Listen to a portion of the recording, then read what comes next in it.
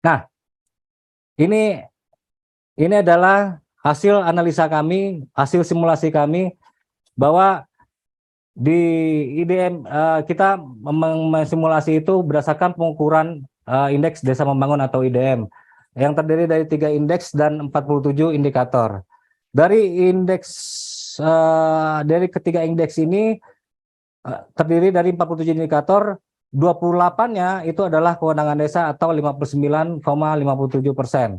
Itu yang bertanda merah itu adalah 28 dari yang merupakan kewenangan desa. Next. Nah, ini sudah terlihat perkembangan status pembangunan desa menurut IDM tahun 2019 dan tahun 2022. Yang mengalami kenaikan signifikan adalah desa berkembang dalam hal ini.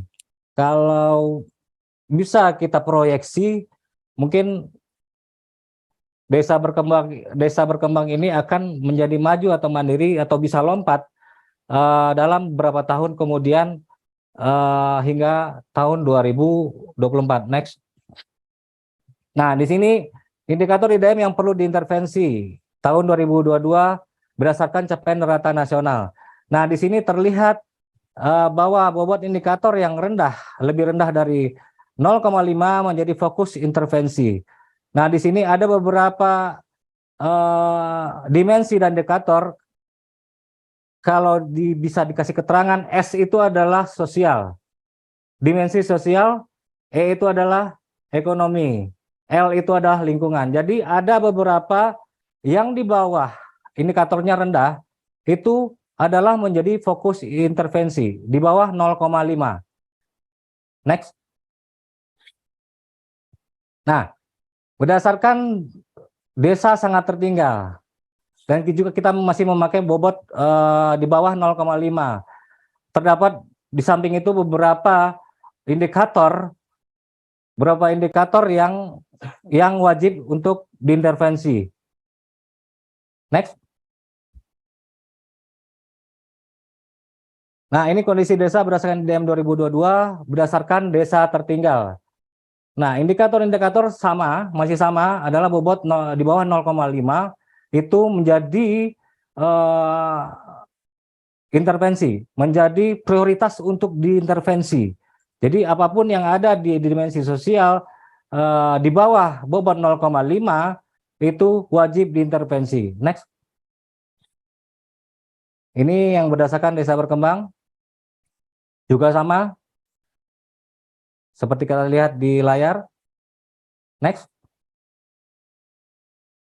Berdasarkan desa maju juga sama. Ini ada beberapa indikator yang perlu diintervensi, yang wajib prioritas untuk diintervensi. Di situ ada dari dimensi sosial itu ada sekitar 4 indikator, dimensi ekonomi sekitar 3 indikator, dan dimensi lingkungan 1 indikator. Next. Nah, ini desa mandiri. Desa mandiri juga sama, itu ada satu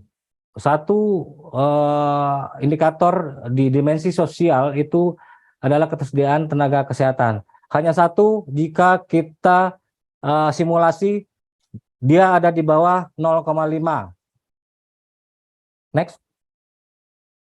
Nah, ini tahapan pencapaian sasaran pembangunan desa. Menurut target kinerja Kementerian Desa PDTT untuk pembangunan desa. Dan ini berdasarkan Renstra Kementerian Desa ya, bahwa jumlah desa mandiri pada tahun 2020 ditargetkan itu 1.444. Ternyata ini adalah memenuhi syarat, tercapai ya, sebanyak 2.308 desa. Nah, untuk desa mandiri tahun 2021 juga targetnya 2.444 menjadi 2.906, dan ini tercapai. Untuk desa berkembang yang targetnya di tahun 2020 itu sekitar 54.291 dan ini tercapai menjadi 57.326. Pada tahun 2021 jumlah desa berkembang yang menjadi target itu adalah 55.291 menjadi 58.795 dan ini tercapai. Jumlah desa tertinggal pada tahun 2020 sebanyak 19.152 desa menjadi 15.287 desa dan ini dianggap tercapai. Tahun 2021 jumlah desa tertinggal sebanyak 17.152 yang ditargetkan itu menjadi 13.215 desa dan ini tercapai. Next. Nah, ini adalah bagian dari fokus pelaksanaan pembangunan desa. Ini berasal dari simulasi yang ada pada setiap indikator yang ada di indeks desa membangun. Kami simulasi, kami analisa, dapatlah tujuh arah kebijakan yang sesuai dengan Renstra yang dipilah menjadi 25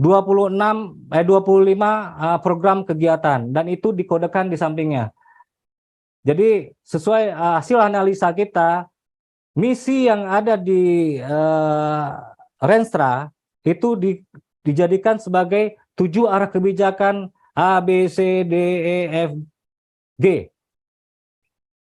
A, B, C, D, E, F, G, harusnya G. Ada. Nah, ini menjadi beberapa program setelah disimulasi, inilah hasil akhir kita pada 2020-2024 yang mungkin nanti bisa dijadikan sebagai acuan untuk 5 tahun ke depan untuk roadmap selanjutnya. Bisa dikembangkan melalui masukan-masukan dan saran dan analisa-analisa yang terbaru. Baik, karena waktu sudah habis, mungkin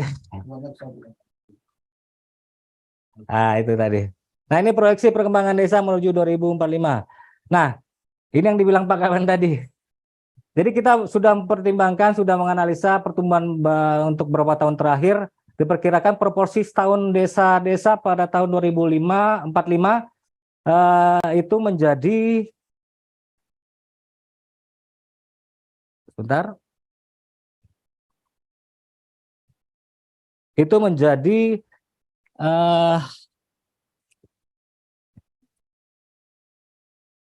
untuk desa tertinggal itu 0, sangat tertinggal itu 0%.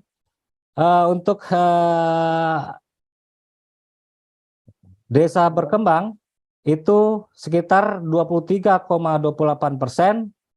Untuk desa maju itu 6,28%. Untuk desa mandiri itu sebanyak 70,44%. Nah, untuk merealisasikannya kami berharap rekomendasi intervensi yang ada di tahun 2045 itu untuk daya ungkit pengukuran pembangunan desa dengan mengoptimalisasi penggunaan dana desa. Jadi karena mandiri sudah kita persentase itu banyak, kita berfokus pada optimalisasi program kegiatan yang berhubungan dengan desa yang berstatus sangat tertinggal, berkembang hingga maju. Yang kedua adalah kita berharap rekomendasi intervensi ini dikolaborasikan secara pentahelik dalam membangun desa dari pemerintah desa, pemerintah pusat, pemerintah daerah, perguruan tinggi, pihak swasta dan masyarakat itu saling berkolaborasi dan berpartisipasi untuk pembangunan desa. Jadi itu saja yang bisa kami sampaikan. Wassalamualaikum warahmatullahi wabarakatuh.